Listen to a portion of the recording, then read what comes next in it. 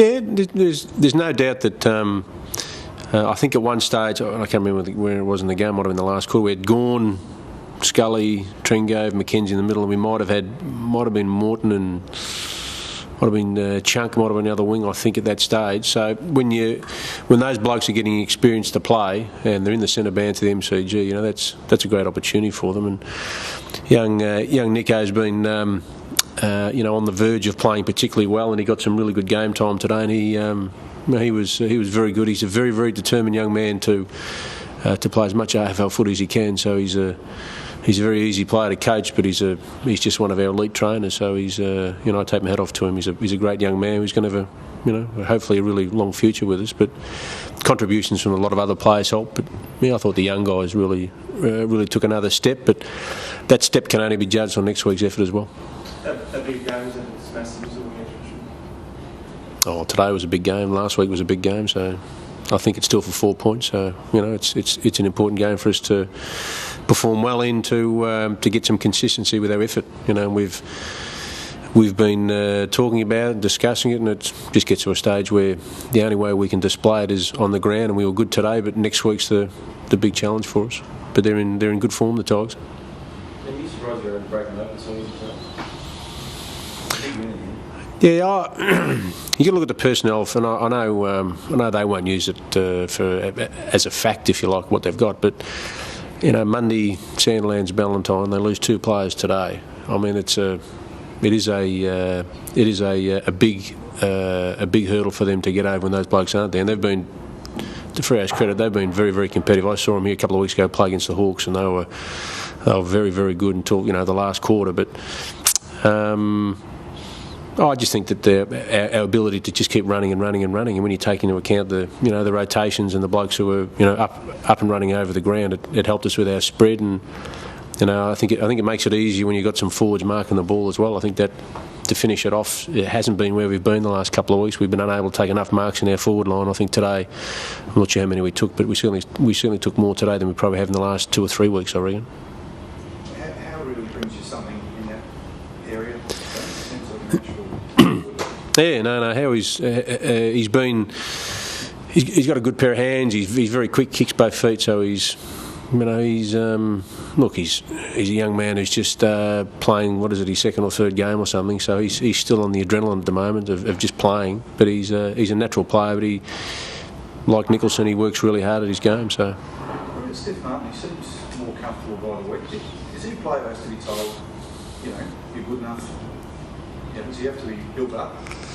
Or is he, confidence-wise, I suppose, is he a natural confidence player, or does he need to sort of build help in that regard? Oh, Steffi, he analyses the just about every minute of the game a little bit too much, I think. He certainly analyses his own game harshly, like most players do. But you see some things during the game, and you think that, gee, that's an elite thing to do, and we're starting to see more of them. And I think with Russian being out, Steffi's really grabbed hold of that position and started to build some confidence from it. So, even some of the things he did today were still very good. Even his kick inside 50, at least it was to a spot where I think Liam Jarrah might have marked it. Some of his ruck work was quite good, but he's very agile. He's incredibly agile, obviously, from his basketball background. But he's still got a lot of areas in his game to work on, but he's growing in his confidence. He feels like his game's coming together.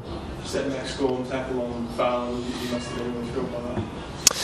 Yeah, no, Maxie was. They're the things that we see. I mean, he's an unusual beast, Max. He's 19 and 208 centimetres, and he's playing AFL footy. I mean, he's agile. He's got a really good footy brain, and to see the tackle was terrific. And that's him. His second and third efforts have been great, and again because of Russians' departure in the last 4 or 5 or 6 weeks, it's given us a chance to get experience into Max, and I think that's the exciting thing. You see someone of his age doing things right now, and our young blokes are starting to put some games together with each other, which is really part of the journey. So it was terrific, and I think for the Melbourne supporters to turn up in their numbers today, considering we were really ordinary last week, to support the club, I thought they were fantastic, and they would have walked away thinking, gee, it's good to see a big man not only hit the ball well, but a big man who tackles and chases. So I think Maxie's impressed all, was there 20,000 here or something?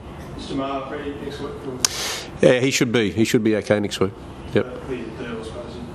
I'll play Maxi at fullback maybe, or don't know. We'll have to wait and see. But look, there's no doubt that Russian's seen these two blokes play well, and he keeps an eye on them. So, but Max was good today.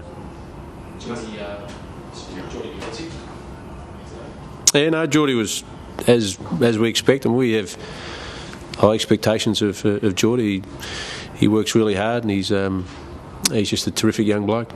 You said a disparity like that in terms of kicks and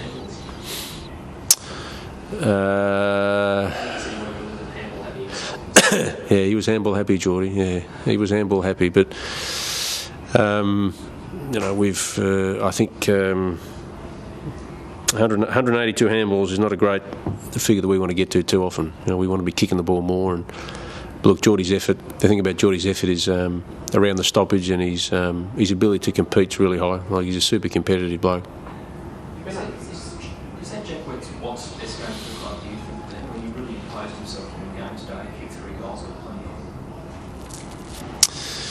plenty? I think Jack's been reasonably consistent over the last period. I don't think he's had a. Well, I know he hasn't had a breakout game as such, but what he's been able to do is consistently lift his level of involvement in games, which I think is good. But he certainly hasn't had a breakout game. But you can see where he's going. He's a good decision maker, and for him to kick 3 today was terrific. Like, he was handball happy as well. He had 16, I think it was. 8 kicks and 16 handballs. It's too many handballs. But he's progressing. You can see the progression with him, and he's played less than 30 games again, and he's just starting to get the continuity with the players around him, and playing minutes of the game is really important for Jack and all the other guys who are, have just been drafted in the last 2 or 3 years. You've been under the spotlight through the season, being a team in the club. You've been happy with the sort of resilience that everyone's shown. Considering if you win next week, you'll be sort of leading the game. I think from a playing point of view, our inconsistency has been, as I've said this before, our inconsistency in effort hasn't been good enough, and that's the reason why our highs and lows are there. But if we keep talking about it, then we've got to do something about it. And the best way to get that even keel or to get that consistency back is to perform next week. I mean, that next week's always the challenge, and the resilience. I think as players gain experience, and as players gain the experience of last week playing on the big stage, and then playing today in front of less than the crowd, but still being able to get up and play particularly well is important. And I think the more opportunities they get, the resilience comes. I mean, if you're a 100-game player, that doesn't guarantee resilience. I think that if you've got it within you, I think it comes out more often than not. And I know a lot of our young blokes we got playing, and when I say young, I'm including blokes like Joe Rivers, because they're all younger than me. And when all these blokes have got that resilience about them, they've got to build on. It's got to come out a little bit more often. That's all. Are you going to try and change anything this week to avoid the letdown after a great week? We changed a couple of things at training during the week, but not significant things. We're heading into a 3-6 day break. This is the first one, and we've got another 2-6 days to come. We're going to go Saturday, Friday night, so that's going to be a challenge within itself in regards to just a completely different week. I know other clubs have had 2-6 days. I don't know the draw back to front. I'm not sure how many have 3. So that's from a physical fitness point of view, from a recovery point of view, that's going to be challenging for us. So our routine will probably change because of that, and that might actually have some effect for us. Thanks, everyone. Sorry, just Garland, he's got the ankle again, or it was jarred ankle. He jarred. He walked off. He could have come back on, but we had the sub, so I don't see any. Well, I sort of walked past the docs and he said everything should be okay, but it's more jarred than anything else. So fingers crossed. Next 24 hours are the key with those sort of things. But you should be all right. Yep.